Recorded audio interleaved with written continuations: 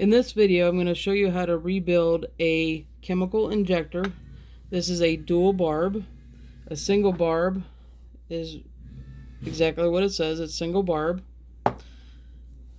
We mostly use dual barbs.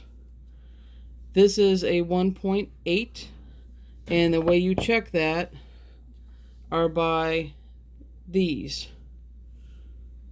And it's the hole size that makes the difference. So we have 1.8, 2.1, 2.3. 2.3 will not allow as much solution to go through this injector. 1.8 will allow more to go through an injector. So the way we do it, and I've already loosened these, but basically you put a crescent wrench on here, and then you loosen those barbs up. And that is a, let's see what it is. Well, I've got the metric on me, so that's a half inch.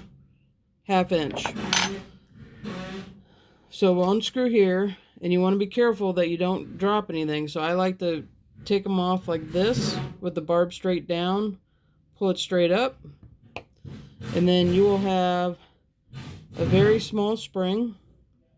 And this is a ceramic ball versus a metal ball. The ceramic will last longer. It's an acid ball. So when you check those, there's also an O-ring in there. So a lot of times the ball goes in here like that. The ball will get stuck out on a job. And all you need to do is take something thin, push up in the barb, and that will push that ball away from that O-ring that sometimes sticks. If that doesn't work, then you'll need to take it apart or put another injector in and then repair that later. These springs also, because they're so thin, they're so thin that they do break down, and we have to replace that. And we do have rebuilt kits for those, or again, we'll just put a brand new one in. When you're on a job, it makes more sense to put a new one in the pressure washer line, so that way we're not taking as much time to downtime on a job. And you do the same thing on this one. Loosen that. Bring it up. Just double check your spring. First thing I take out, and then the ball. Again, a ceramic ball. Pop the ball back in. Put the spring on top of the ball as such. Screw it back in. And you want these tight. They don't have to be like super tight, but you do want them tight. Sometimes this is how the injector will come to us when they're shipped to us. What I like to do is put on the fittings on both sides.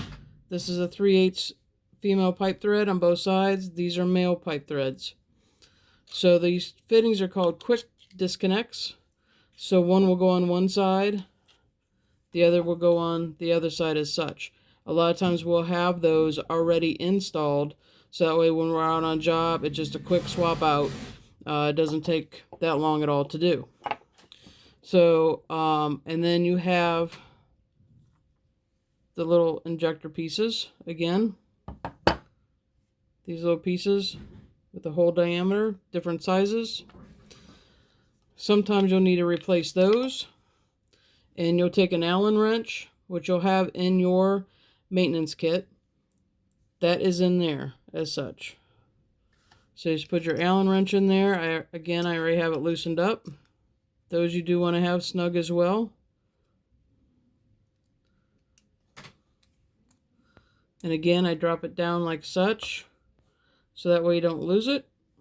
And it comes out like that. And that is how you rebuild your injectors.